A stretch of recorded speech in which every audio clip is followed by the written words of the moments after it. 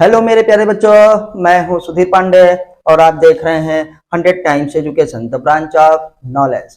तो बच्चों, हम लोग इस समय पढ़ रहे हैं क्लास 12th की बायोलॉजी चैप्टर नंबर 1, जिसका नाम है sexual reproduction in flowering plants, मतलब पुष्पीय पादपों में लैंगिक जनन कैसे होता है। तो बात है बेटा, जो नई किताब आई है 2023 की, उसमें ये पहला चैप्टर है। तो आप पहले से जान जाइए कि एनसीईआरटी बदल गई है।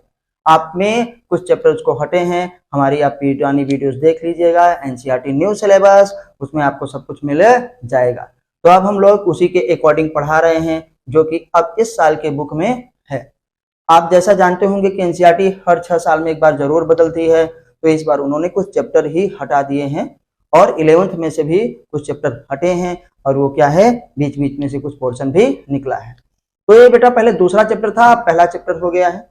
तो हम लोग जो है अब पहुंचने वाले हैं कहाँ, पॉलन ग्रेन। तो हम पढ़ेंगे क्या होता है पॉलन ग्रेन। तो आपसे रिक्वेस्ट है कि प्लीज जिन्होंने पिछली वीडियोस ना देखा हो वो जरूर देखें, क्योंकि बेटा कंटिन्यूटी बहुत जरूरी है। अगर आप सीरियल से पढ़ते हैं, क्रमवार पढ़ते हैं, तब आपको जो है अच्छे से जो है समझ में आता है। और विश्वास मानिए कि अगर आपने एनसीईआरटी तैयार कर ली तो फिर आपको कुछ भी एक्स्ट्रा पढ़ने की जरूरत नहीं है।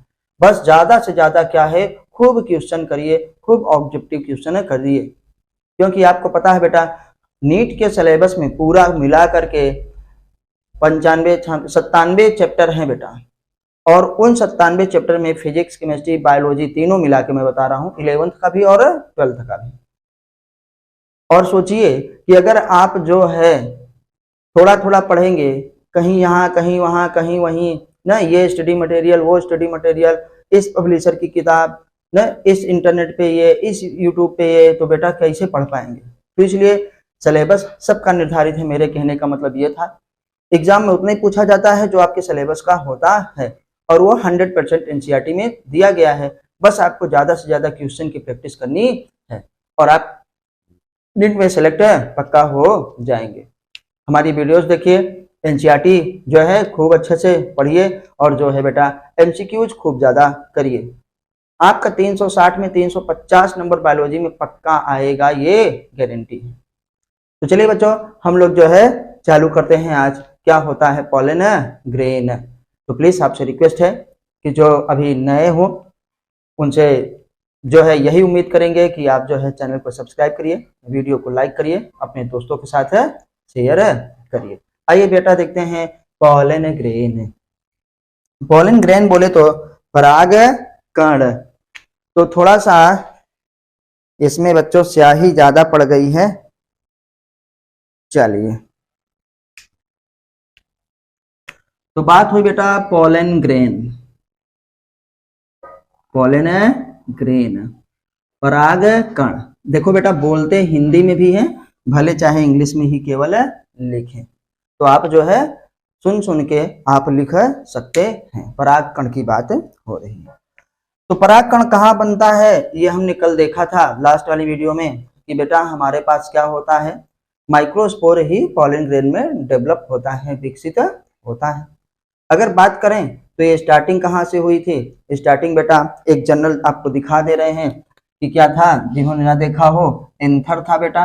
एंथर मतलब कहाँ है, स्टामेन में, स्टामेन से एंथर। एंथर में जब हम गए तो बेटा यहाँ पे देखिए, एंथर हमारे पास क्या होता है, बाई लोब्ड होता है। एक लोब में बेटा क्या होते हैं, 2 थीका होती है ना, और थीका ही हमारे पास किसमें विकसित हो जाते हैं, माइक्रोस्पोरेंजियम में, स्पोरेंजिया में। रेंजिया का मतलब कितनी माइक्रोस्पोरेंजिया बनती है, 4। एक लोब में 2, तो पूरे एंथर में कितना, 4।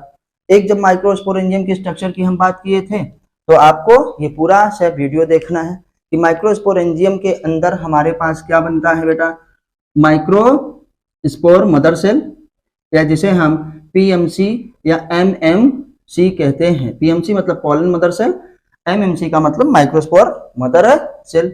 माइक्रोस्पोर मदर सेल में बेटा क्या होता है, मियोसिस होता है। मियोसिस बोले तो अर्धसूत्री विभाजन। तो इसमें माइक्रोस्पोर टेट्राड बनता है, माइक्रोस्पोर हम बोले टेट्राड, और इसी माइक्रोस्पोर टेट्राड में बहुत सारे बेटा क्या होते हैं, पॉलन भरे हुए होते हैं, पॉलन ग्रेन भरे हुए होते हैं। अब इसी पॉलन ग्रेन की हम बात करेंगे तो यहाँ से यहाँ तक क्या होता है, मियोसिस होता है। तो पीएमसी से डायरेक्ट पॉलन ग्रेन, लेकिन किसके, माइक्रोस्पोर टेट्राड, मतलब क्या है, 4 कोशिकाओं के समूह में होते हैं और उन माइक्रोस्पोर टेट्राड में बेटा बहुत सारे माइक्रोस्पोर भरे होते हैं और माइक्रोस्पोर फिर किसमें, पॉलन ग्रेन में विकसित हो जाता है। तो आइए अब हम बात करने वाले हैं पॉलन ग्रेन के बारे में। तो आप ये जो है हमारी वीडियोस में देख लीजिए बेटा, आपको जाना है प्लेलिस्ट में और उसमें लिखा है नीट बायोलॉजी 2024। तो बेटा उसमें आपको अब तक जितनी भी वीडियोज हुई हैं वो इस चैप्टर को भी पढ़ाया गया है जो हटाया गया है। तो एक पॉलन ग्रेन बेटा लगभग संरचना में कैसा होता है, गोल होता है। हर स्पीशीज का जो है पॉलन अलग अलग होता है, उसका आर्किटेक्चर ना, मतलब उसकी बनावट अलग अलग होती है। जनरली क्या होता है, सर्कुलर होता है। तो आइए हम लोग लिखते हैं। तो बेटा पॉलन ग्रेन लिखना थोड़ा सा है, आप समझते रहिए, पॉइंट टू पॉइंट लिखेंगे। पॉलन ग्रेन्स आर जनरली, इसीलिए आपके सामने लिख रहे हैं कि ताकि आप भी नोट्स बनाना चाहें तो अच्छे से लिख सकते हैं। Pollen grains are generally spherical in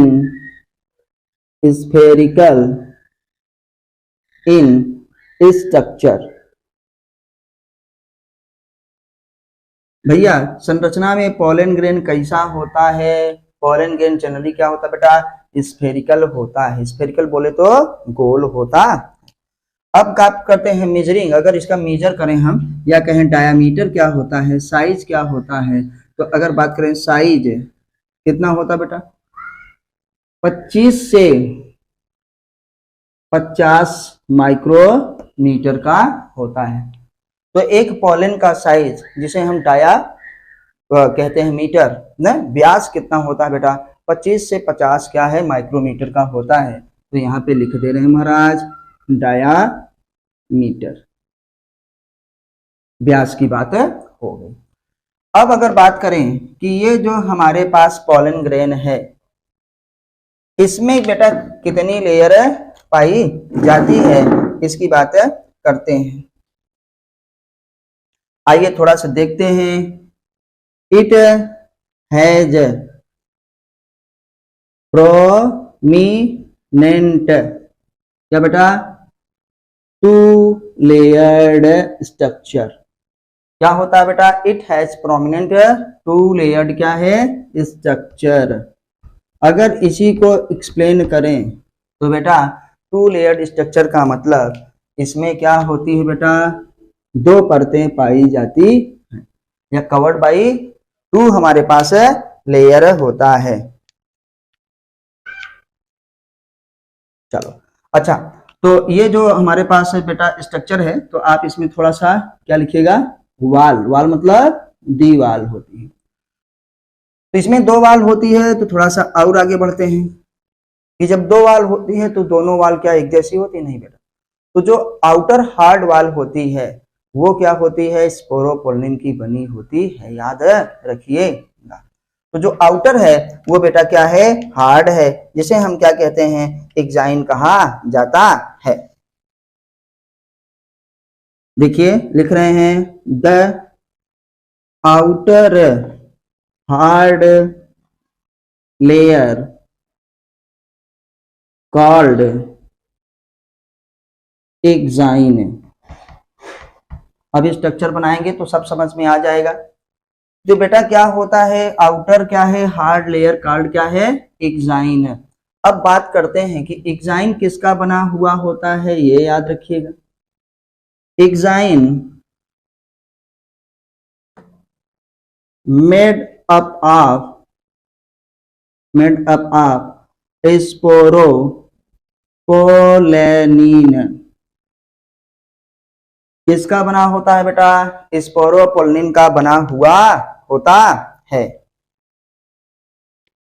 अब स्पोरोपोलिन के बारे में आपको इतनी जानकारी होनी चाहिए कि एक भी क्वेश्चन आए तो बेटा वो छूटे ना। स्पोरोपोलिन क्या होता है, एक ऐसा ऑर्गेनिक पदार्थ है मोस्ट रेजिस्टेंस ऑर्गेनिक पदार्थ न, जो क्या होता है किसी के भी अगेंस्ट क्या होता है प्रतिरोध उत्पन्न कर सकता है, मतलब हाई टेम्परेचर पे भी उसका कुछ नहीं होगा। पानी इसको सुखा नहीं सकता, हवा इसको क्या है बेटा, सॉरी, पानी इसको भिगो नहीं सकता मतलब सड़ा नहीं सकता, हवा इसको सुखा नहीं सकती। तो जैसे आत्मा है हम लोगों की, कहते हैं ना श्रीमद् भगवद गीता में आत्मा अजय अमर है, इसी प्रकार से स्पोरोपोलिन भी बेटा क्या होता है, अजय अमर होता है। इसको कोई एंजाइम क्या बेटा है डिग्रेड नहीं कर सकता, पचा नहीं सकता। कोई भी एसिड या कोई भी बेस इसे हम क्या कर सकते हैं, नष्ट नहीं कर सकता है। स्पोरोपोलिन मोस्ट रेजिस्टेंस क्या है, ऑर्गेनिक मटेरियल होता है। तो अब स्पोरोपोलिन के बारे में हम लोग थोड़ा सा लिखते हैं। आइए बच्चा देखते हैं क्या होता है स्पोरोपोलेनिन,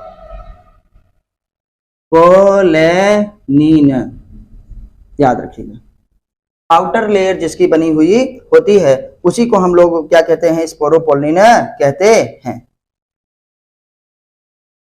लिखते हैं स्पोरोपोलिन, स्पोरोपोलेनिन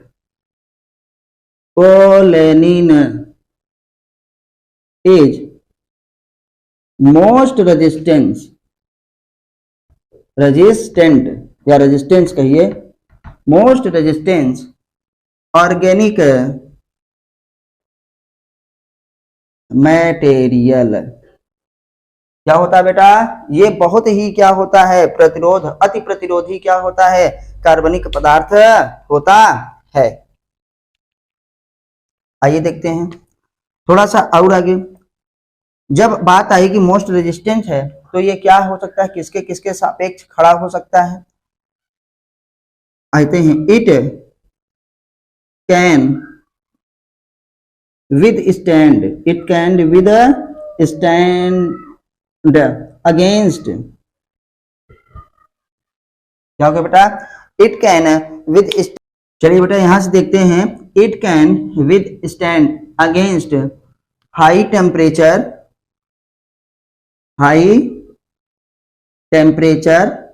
ना बेटा, strong acid एंड क्या है, base, strong acid and strong base. अच्छा थोड़ा सा और देखते हैं कि स्ट्रॉन्ग एसिड और स्ट्रॉन्ग क्या है, बेस के अलावा इसमें हम क्या बात करेंगे, नो एंजाइम, क्या है, नो एंजाइम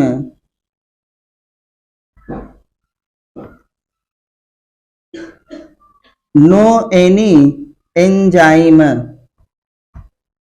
न डिग्रेड, पचा सकता है, डिग्रेड क्या है, स्पोरोपोलिन, स्पोरोपोलेनिन।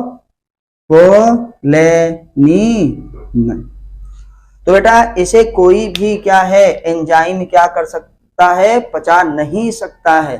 तो बेटा हम लोगों ने देखा, अभी हम लोगों ने आधा देखा है, एक बार रिवाइज कर लेते हैं। रिवीजन में हम बहुत इंपॉर्टेंट चीजों को अंडरलाइन करेंगे, आप भी अगर नोट्स बना रहे हैं तो उसको जरूर अंडरलाइन करिएगा बच्चों। तो आइए देखते हैं, ताकि आपका नोट्स जब आप रिवाइज करें तो आपको याद रहे, इसीलिए हम पॉइंट टू पॉइंट लिखे। स्पोरोपोलिन में सबसे पहले बात करते हैं पोलन ग्रेन की। तो पोलन ग्रेन्स आर जनरली कैसा होता है ना, स्फेरिकल इन क्या है स्ट्रक्चर, कैसा होता है बेटा, स्फेरिकल होता है। बात समझ में आई, स्फेरिकल का मतलब गोल आकृति का होता है, generally spherical in structure. Size इसका या डायमीटर की बात करें तो बेटा 25 से 50 माइक्रोमीटर का होता है पोलन ग्रेन, जिसे हम केवल पोलन भी कहते हैं। फिर आते हैं बेटा, इट हैज क्या है, प्रोमिनेंट टू लेयर्ड वाल, मतलब ये क्या होता है, दो वाल से घिरा हुआ होता है। या कहिए कि पोलन ग्रेन में कितने आवरण पाए जाते हैं, कितनी वाल पाई जाती है बेटा, 2 वाल पाई जाती है। कौन सा, ये देखो 2 लेयर्ड वाल होता है। जो आउटर होती है बेटा, कौन सी, outer, the outer hard layer, बाहर वाली कैसी होती है बेटा, हार्ड होती है। कार्ड उसे क्या कहा जाता है, एक्साइन कहा जाता है महाराज, ये याद रखिएगा। बाहरी लेयर को क्या कहा जाता है, एक्साइन कहा जाता है। एक्साइन किसकी बनी होती है, ये याद रखिएगा, तभी हार्ड है। एग्जाइम क्या होता है, मेड अप ऑफ क्या है, स्पोरोपोलिन। अब ये स्पोरोपोलिन क्या चीज है कि भैया उसको इतना हार्ड बनाता है, इतना शक्तिशाली बना देता है, इतना मजबूत बनाता है कि उसमें न टेम्परेचर हाई टेम्परेचर का असर होता है, न उसमें एसिड का क्या होता है असर होता है, न उसमें बेटा बेस का असर होता है, और न ही कोई एंजाइम स्पोरोपोलिन को पचा सकता है, डिग्रेड मतलब न उसको छोटे छोटे टुकड़ों में तोड़ नहीं सकता, नष्ट नहीं कर सकता है। ये आप याद रखिएगा। तो स्पोरोपोलिन क्या है बेटा, आप यही बताएंगे, मोस्ट रेजिस्टेंस ऑर्गेनिक मटेरियल क्या होता है, बस कार्बनिक ये पदार्थ है। आइए देखते हैं कि स्पोरोपोलिन, देखो यहाँ पे लिखा है स्पोरोपोलिन इज क्या है, मोस्ट रेजिस्टेंट क्या है, ऑर्गेनिक मटेरियल है बेटा। इट कैन विदस्टैंड क्या है, किसके सापेक्ष खड़ा हो सकता है, किसके सामने खड़ा हो सकता है, अगेंस्ट उसके प्रतिरोध में, किसके प्रतिरोध में, हाई टेम्परेचर। हाई टेम्परेचर के बाद बेटा क्या है, स्ट्रॉन्ग एसिड एंड क्या है, स्ट्रॉन्ग बेस। स्ट्रॉन्ग एसिड और स्ट्रॉन्ग बेस में भी स्पोरोपोलिन खत्म नहीं होता, खराब नहीं होता। और यहाँ भी देखो, नो एनी एंजाइम, कोई भी एनी एंजाइम क्या है, डिग्रेड स्पोरोपोलिन, कोई भी बेटा एंजाइम स्पोरोपोलिन को नष्ट नहीं कर सकता है। अब बात करते हैं थोड़ा सा आउट, जब ये इसका है तो स्पोरोपोलिन क्या हर जगह पाया जाता है, नहीं बेटा। क्या एग्जाइम क्या होता है, कंटिन्यूअस होती है, नहीं बेटा। तो स्पोरोपोलिन क्या एब्सेंट इन कहां पे, जर्म पोर पर।